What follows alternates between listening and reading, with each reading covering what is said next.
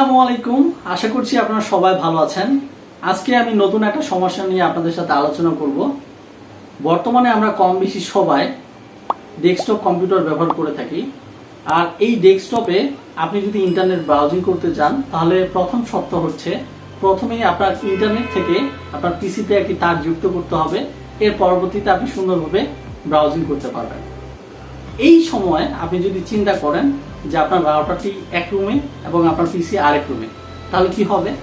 আপনার সেই রাউটার থেকে আবার আপনার পিসির রুমে তার নিয়ে আসতে হবে এবং সেটা যুক্ত করে আপনি ইন্টারনেট ব্রাউজিং করতে পারবেন।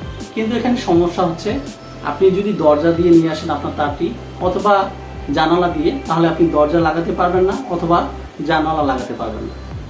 সো এই সমস্যাগুলো যদি আপনি এড়াতে চান, আমার মতো প্রবলেমে না পড়তে চান, তাহলে প্রথম যে কাজটি, আপনি যখন পিসি বিল্ড করবেন তখনই বিল্ডিং যে ওয়াইফাই আছে সেই মাদারবোর্ডগুলো নিতে পারেন, তাহলে আপনি এই ভেজালে পড়বেন না। এবং দ্বিতীয়ত, আপনি যদি অলরেডি আপনার পিসি বিল্ড করে ফেলেছেন এবং আপনি দেখছেন যে আপনার মাদারবোর্ডে ওয়াইফাই বিল্ডিং করা নেই, তাহলে আপনি আপনার মাদারবোর্ডের জন্য একটি ডঙ্গল বা ওয়াইফাই অ্যাডাপ্টার নিতে পারেন। সো এটা আপনার জন্য ভালো একটা সলিউশন হতে পারে। আপনি যখন বাজারে ডঙ্গল কিনবেন তখন দেখে নেবেন সেটার স্পিড কেমন, আপনি কেমন স্পিড পাবেন সেই ডঙ্গল ব্যবহার করে। সো আমি নিজে এই সমস্যাটা পড়েছি, যার কারণে আপনাদের জন্য এই ভিডিওটি তৈরি করছি। তো আমি যখন ইন্টারনেটে ঘাটাঘাটি করলাম যে কি কি ডঙ্গল আছে বা কি কি ওয়াইফাই অ্যাডাপ্টার আছে যেগুলো আমি ব্যবহার করে ভালো সার্ভিস পেতে পারি, সেটা চিন্তা করে আমি একটি অ্যাডাপ্টার চুজ করেছি। সো সেটি আপনাদের সাথে শেয়ার করব। আপনারা চাইলে এটাও নিতে পারেন বা অন্যগুলো নিতে পারেন। সো এই অ্যাডাপ্টারটি হচ্ছে কিউডি ব্র্যান্ডের। এটার মডেল হচ্ছে, আমি একটু দেখে নিচ্ছি, WU1400 এবং এটার প্রাইসও হচ্ছে 1400 টাকা।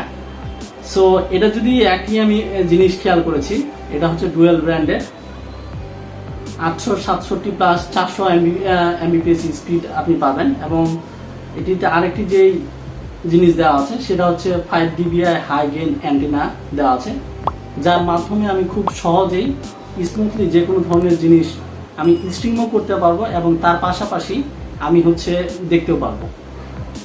সো এর পাশাপাশি এই যে ডঙ্গলটি আছে, এটি আপনি কি করতে পারেন, আপনার উইন্ডোজ যে পিসিগুলো আছে সেটিতে ব্যবহার করতে পারেন, ম্যাক অপারেটিং সিস্টেমে ব্যবহার করতে পারেন এবং লিনাক্সেও ব্যবহার করতে পারেন।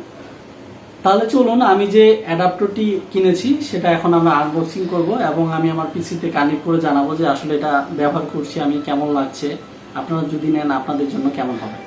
সো আমি এটা খুলছি। সো প্রথমেই আমি যেটা দেখতে পাচ্ছি, এটার সাথে একটা সিডি দিয়েছে। সো সিডিটা আমরা কিভাবে ব্যবহার করবো আমি নিজেও জানি না। আচ্ছা, এটা আমি সাইডে রাখি এবং এর পাশাপাশি একটা ইউজার ম্যানুয়াল আছে ব্যবহার করার জন্য, কিভাবে ব্যবহার করতে হবে। এর পরবর্তীতে এই যে আপনারা দুইটা জিনিস দেখতে পাচ্ছেন, একটা হচ্ছে বড় একটা অ্যান্টেনা, যার মাধ্যমে নিশ্চয়ই আমাকে ভালো সাপোর্ট দিবে এই অ্যান্টেনাটা, এই যে দেখতে পাচ্ছেন। আর একটা ইউএসবি অ্যাডাপ্টার আছে এখানে। আমাদেরকে এই যে ইউএসবি অ্যাডাপ্টারটা এটা এইভাবে লাগাতে হবে।